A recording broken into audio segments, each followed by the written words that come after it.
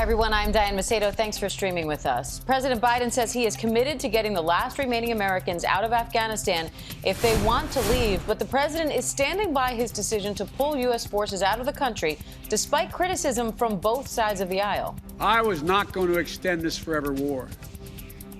And I was not extending a forever exit. Now we're seeing new images of the Taliban celebrating the U.S. exit. We'll break down what's next for Afghanistan in just a moment. Meanwhile, COVID hospitalizations are rising across the country as the U.S. battles the Delta variant. More than 101,000 people are now hospitalized with COVID-19, putting the U.S. on pace to possibly surpass the peak we saw back in January, with 125,000 patients hospitalized with the virus. The death toll is also rising. Nearly 900 Americans are dying from COVID-19 every day. That's up 370% over the past 7 weeks. But according to ABC News analysis, in the week since the Pfizer shot received full FDA approval, the number of people getting their first shot is up 17%. And one of the country's strictest abortion bans is now in effect in Texas. The law took effect today after the Supreme Court opted not to step in to block it. It bans abortions as early as 6 weeks into pregnancy. That's before many women know they're pregnant. It also authorizes private citizens to sue anyone who helps a woman get abortion services. The Supreme Court could still weigh in on an emergency request filed by advocates to block the law. But we begin with the growing controversy over the withdrawal from Afghanistan. New images show the Taliban celebrating victory and holding mock funerals for the U.S. and other countries that left Afghanistan. President Biden is vehemently defending his decision and vowing to bring home those Americans left behind. Our chief global affairs anchor Martha Raddatz has the latest developments in Washington and Afghanistan. This morning, it is the Taliban that control the Kabul airport and virtually all of Afghanistan. But in Washington, President Biden doubling down on his decision to leave. I refuse to send another generation of America's sons and daughters to fight a war that should have ended long ago. Just 1 day after U.S. military forces departed, the Taliban releasing this video they say shows their fighters flying over the city of Mazar-e-Sharif in an Afghan military helicopter. Taliban fighters entering a hangar at Kabul airport previously controlled by U.S. forces. And holding a mock funeral, caskets draped with American and NATO flags symbolizing their defeat. Despite these images of the Taliban in power, President Biden calling the evacuation an extraordinary success and standing firm in his decision to pull all U.S. troops out. I was not going to extend this forever war, and I was not extending a forever exit. Biden did not apologize for the violent and chaotic evacuation. Some say we should have started mass evacuation sooner. And couldn't this have been done in a more orderly manner? I respectfully disagree. The president acknowledging there are up to 200 U.S. citizens still in Afghanistan who want to leave and reaffirming his commitment to help them evacuate. For those remaining Americans, there is no deadline. We remain committed to get them out if they want to come out. But without U.S. military forces in the country and no diplomatic presence, escaping is more challenging than ever.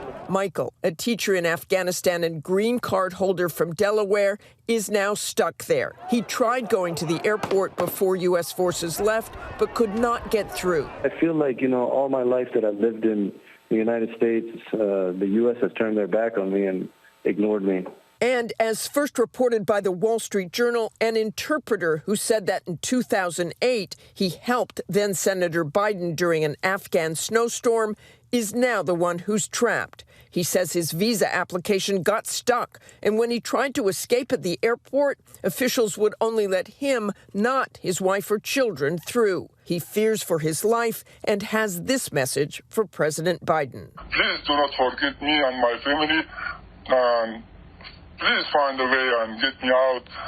The administration says they have enormous economic leverage over the Taliban to help get those who want to out. But that remains a dangerous and chaotic undertaking with no clear path on exactly how to do it. Diane?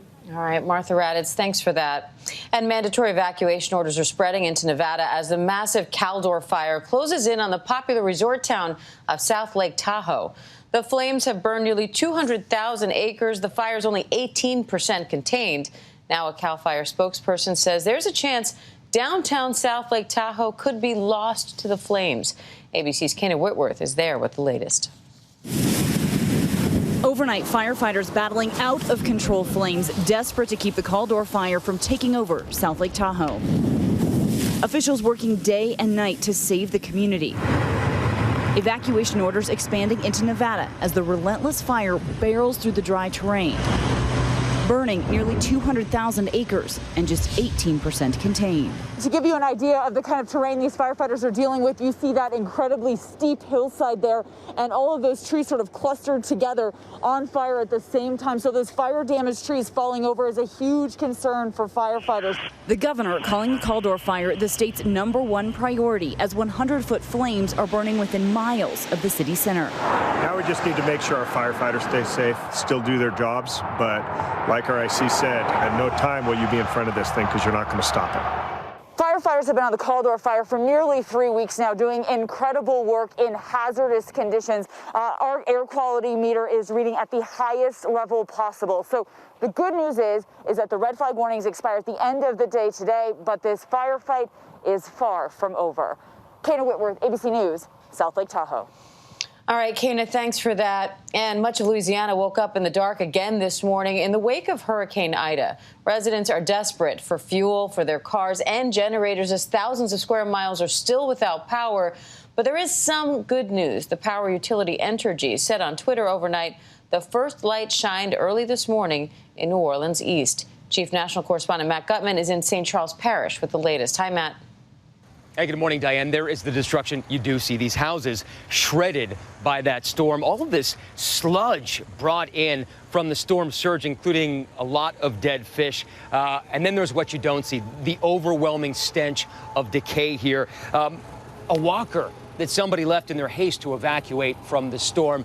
And, of course, thousands of square miles here without power. That means hundreds of thousands of people, not in New Orleans, where they are now starting to just get a little bit of power today, but in the surrounding areas who are not going to be able to run their air conditioners, their fans, do their chargers, run medical devices. They can't even keep food in the refrigerator unless they have generators, and there's so little fuel to be had.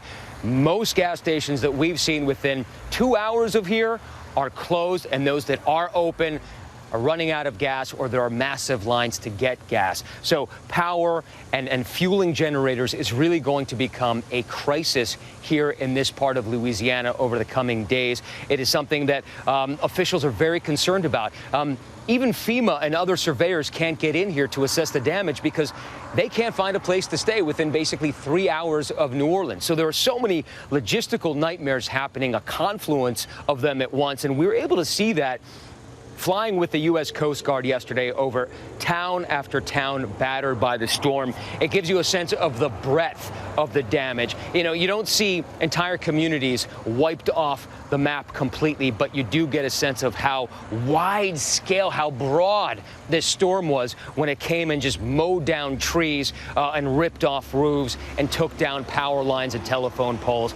And that is really going to be what is the most challenging for the recovery here over the next couple of months. And it's going to be dangerous for folks. There are serious health concerns here. The heat index, you might see me already sweating profusely early in the morning, but the heat index here pretty much every day is about 100 degrees. And for the old, the young, and the frail without air conditioning, this could end up being a dangerous situation. Diane? All right, Matt Gutman for us in Louisiana. Thanks, Matt. Coming up, life under the Taliban, what the women of Afghanistan hope for and fear now that the Taliban is in charge. Stay with us.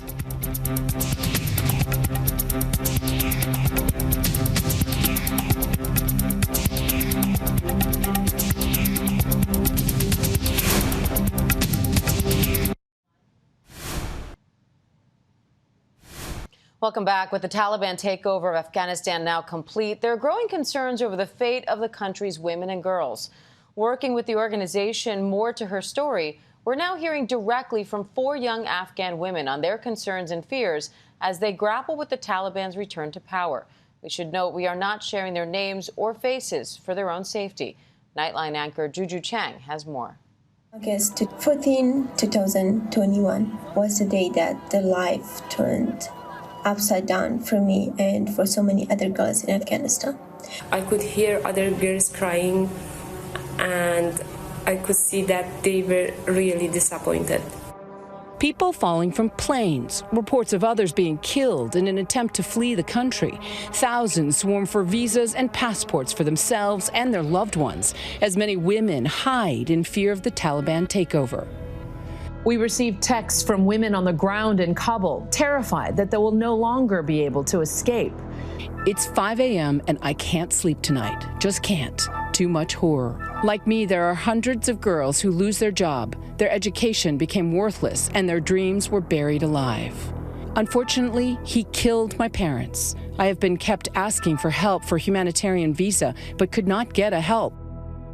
I am broken, actually very broken. I'm just texting the girl whose parents were just killed by the Taliban, and she's sending me, she's all alone in Pakistan, and she's afraid because her cousins are Taliban members and she thinks that they're going to come and target her. Sarah Little has been speaking with these women trapped in Kabul, trying to escape the country. Her nonprofit organization, More to Her Story, is a community and safe space for young women and girls around the world to share their stories and highlight issues important to women globally.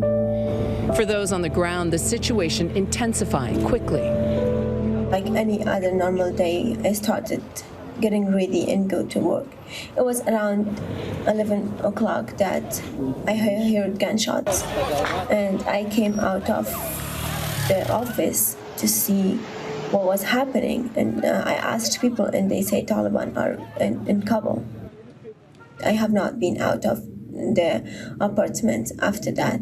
Even Sarah is facing challenges on how to communicate with women in Kabul safely. I'm just letting every girl who I've been speaking with over the past week know to delete our conversations as soon as they can. Taliban have been randomly stopping people just walking down the street to check their phones, smashing their phones. My family and I were hiding in the house and didn't even dare to go to the window. The sound of gunfires and bombs could be heard from everywhere. The electricity was cut off and the internet was not working properly. My sister and I were so frustrated that we just cried. We heard that the Taliban were taking the girls as booty in different cities. To survive, these women are having to not only hide, but are sacrificing the evidence of their vibrant lives before the Taliban takeover. This is the hardest moment of my life because books have always been my very best friend, and now I have to make a very hard decision. I have to bury all my books because I am afraid of Taliban finding those books and punishing me for this. I go to the university to participate in future of my country and to have a good job. But now, all my life destroyed, all the times I spent for making through my dreams. We don't know what will they decide about our lives. This woman, who's an air traffic controller, tried going to work at the Kabul airport. The airport is in a very bad conditions right now. It's very bad. So I really don't know what to do. I'm still waiting for other people to call me because I have worked as a traffic controller in the airport with Americans. So I'm waiting for their response. It took her hours to get to the airport amid the chaos, only to find her workplace destroyed. Actually, I'm panicked right now. I don't know what I'm saying or what I'm doing. The woman, who is an air traffic controller, was able to get on a flight. She is now safe. But she is one of the lucky ones. Other women are left behind, fearful of what the Taliban might do next. It is like we have lost everything. I have lost my job. I have lost my freedom. I have lost my friends. I have lost going out and breathe fresh air.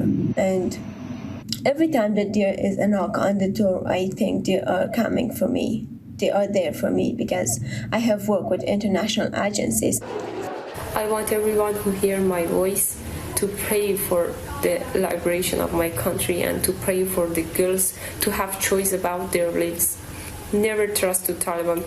Taliban are the ones who killed primary students only because they were Shia. They're the ones who blow up innocent people only because they were Hazara. Never trust them. We do not want them to leave the country. We want them to serve their own homeland. The Taliban said in recent statements that we respect human rights and don't hinder the work of all Afghans. Both men and women can continue to work, but we know these are temporary until they consolidate their power. This is just like a coin. On the other side of the coin, every day we see that they kill innocent people, cut off people's hands or blind their eyes. They whipped women and girls, but in news they deny their actions. It's not finishing. This nightmare is not finishing. I don't know what's going to happen next. Our thanks to Juju Chang for that report. And for a deeper look at the withdrawal and evacuation of Afghanistan, be sure to check out an ABC News documentary special, Final Hours, America's Longest War, streaming now on Hulu. Coming up, with much of New Orleans still without power after Hurricane Ida, we're taking a closer look at how cities can better prepare for these types of storms and the new reality of stronger storms thanks to climate change. We're back in a moment.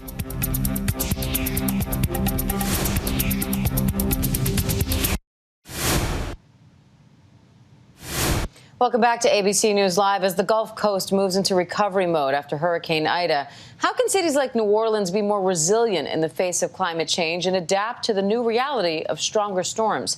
ABC News Chief Meteorologist Ginger Zee takes a look in this week's It's Not Too Late.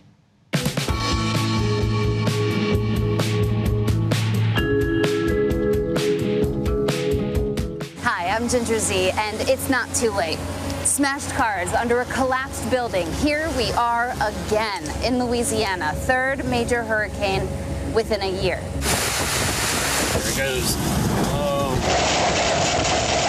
Rapidly intensified before making landfall, then made landfall and was on land as a major hurricane for more than 8 hours. That's really hard to do.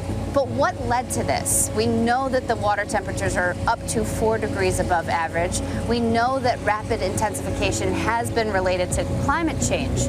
Rapid intensification, you hear it all the time. It basically means a storm that goes 35 miles per hour faster within 24 hours before making landfall. Ida did that and way more. And check this out. In a really ominous 2017 study, they found out that a storm that intensifies by 70 miles per hour, so 2 times the definition, in 24 hours before landfall is something that happens about once in a century today. But with climate change and what we expect in the future, it could happen every 5 to 10 years by the end of this century. But how much? And what do we do going forward in a city like New Orleans? 16 years to the day after Katrina, the overhauled levees in the city certainly passed a key test. But will it be enough in the future? And do we need to expand levees to protect every community on the Gulf Coast? We built the levees to 20 feet, so what do we do? Just keep building the wall? I mean, truly. It's a problem in coastal cities around the world, and the answer can't be building to address the challenges that Mother Nature throws at us until you get to some point where you can't do it. And maybe we're at that point now. We see that. I think places like New Orleans and the Gulf Coast can be a kind of a red light that could be blinking, and people think, oh, well, we need to fix that light. No, we actually need to do some of the things that we know we should be doing to address climate change. In New Orleans' Garden District, just hours after the storm, with the city still in the dark for days, if not weeks, Peeler says making the city more resilient is about more than just levees. I think the idea of resilience is about having more than kind of one answer, and then when that answer fails, now we're stuck without any solution at all. So I think building more resiliently is happening. In New Orleans' 9th Ward, which bore the brunt of Katrina,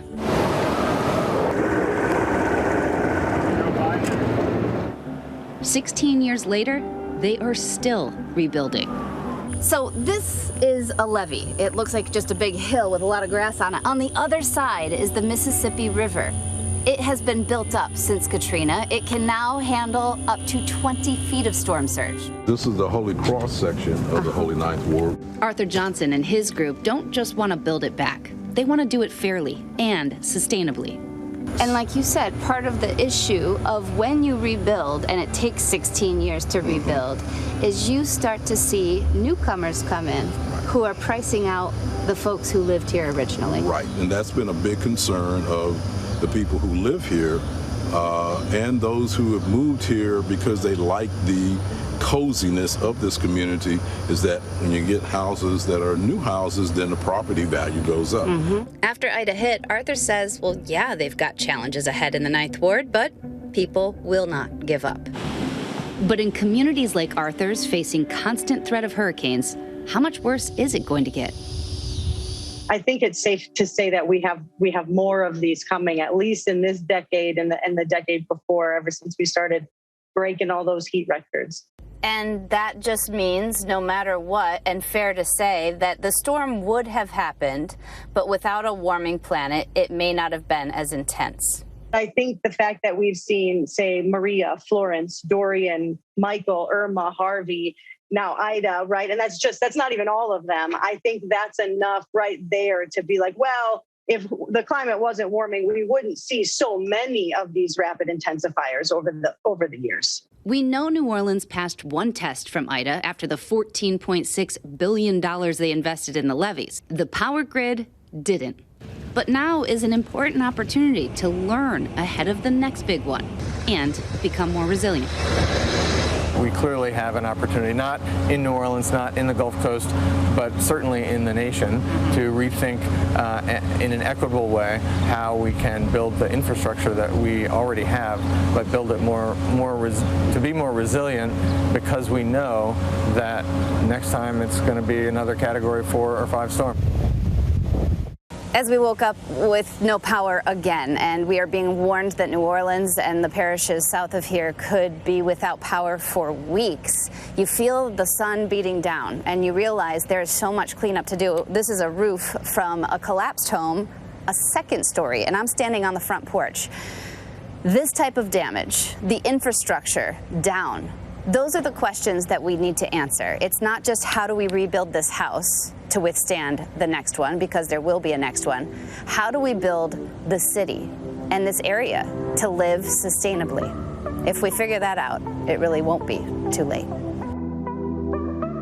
All right, Chief Meteorologist Ginger Zee, thanks for that. And that does it for this newscast. I'm Diane Macedo. Thanks for joining us. And remember, ABC News Live is here for you all day with the latest news, context, and analysis. Stay safe, everybody.